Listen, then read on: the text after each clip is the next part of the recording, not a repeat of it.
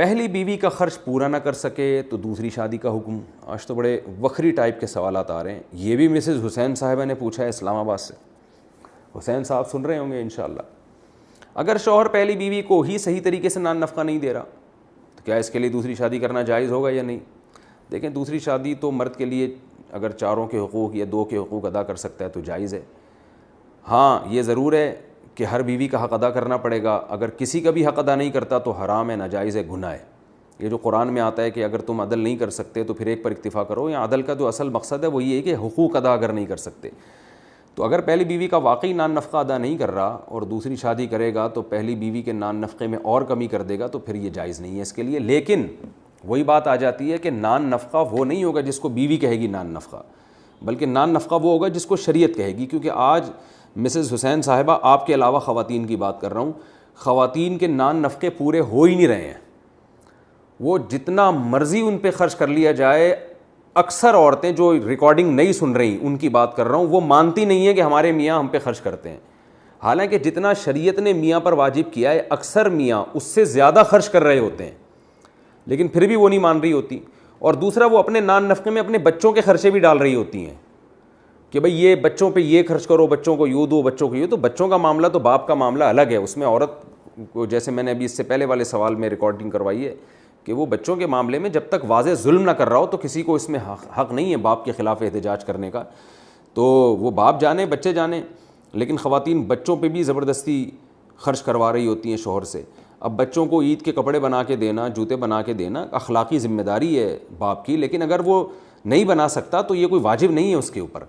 تو اس لیے اس طرح کے خرچے بھی بہت زیادہ بعض خواتین کروا رہی ہوتی ہیں. تو اصول تو یہی ہے کہ پہلی بیوی کا نان نفقہ اگر ادا نہیں کر سکتا تو دوسری شادی کیسے اس کے لیے جائز ہوگی, کیونکہ وہ تو اس کا بھی حق ضائع ہوگا, بیوی کا حق ضائع ہوگا. لیکن اس سے مراد وہ نان نفقہ ہے جو شریعت نے واجب قرار دیا ہے, وہ نان نفقہ نہیں ہے جو آج بعض خواتین شوہروں سے مانگ مانگ کے اس بیچارے کو آدھا بنایا ہوا انہوں نے, اور بالآخر وہ کچھ دنوں کے بعد غائب ہو جاتا ہے.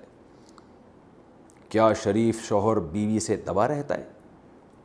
حامد رضا پاک پتن, کیا یہ حدیث ہے کہ عزت دار آدمی بیوی سے دبا ہوا رہتا ہے اور عورت پر روب سوائے کمینے آدمی کے کسی کا نہیں ہوتا؟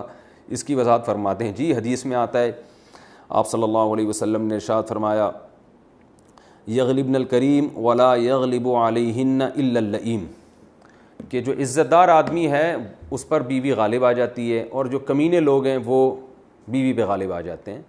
تو حدیث کا مفہوم, پورا صحیح مفہوم دوسری حدیث کی روشنی میں یہ ہے کہ جو بہت ہی کمینے درجے کا آدمی ہوتا ہے وہ 100% عورت کو ایسے قابو میں رکھتا ہے کہ ذرا بھی اس کو ٹس سے مس نہیں ہونے دیتا, بالکل اس کی اپنی پرسنل لائف ہی ختم کر دیتا ہے بیچاری کی. تو ایسے بالکل ریموٹ کنٹرول کی طرح اس کو چلاتا ہے. تو یہ انسان کے کمینے ہونے کی معذرت کے ساتھ یعنی دلیل ہے کہ بھائی تھوڑا سا اپنے اختیارات کا ہر وقت فائدہ اٹھانا اور چنگیز خان بن کے رہنا یہ کوئی اچھا کام نہیں ہے. عزت دار آدمی کیا کرتا ہے کہ بھئی وہ کچھ مطالبات اپنے دستبردار ہو جاتا ہے ان مطالبات سے, یہ سوچ کر کہ یہ کمزور ہے, یہ بیچاری میرا کیا بگاڑ لے گی.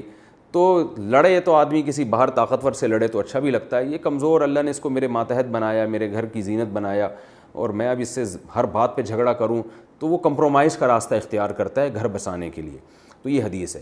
اس کا یہ مطلب نہیں ہے کہ بالکل ہی عورت کو گھر کا سربراہ بنا دیا جائے اور تمام اہم معاملات بھی عورت ہی طے کرے گی. میاں مکھنچو خانسامہ بنا ہوا ہے, وہ گھر میں اس کی کوئی دخل اندازی نہیں ہے. یہ حدیث کا مطلب ہرگز نہیں ہے, کیونکہ حدیث میں آتا ہے لن یفلح قوم ولوا اہم امورہم الی المرأة, بخاری کی حدیث ہے, وہ قوم ہرگز کامیاب نہیں ہو سکتی جو اپنے اہم معاملات عورت کے سپرد کر دے.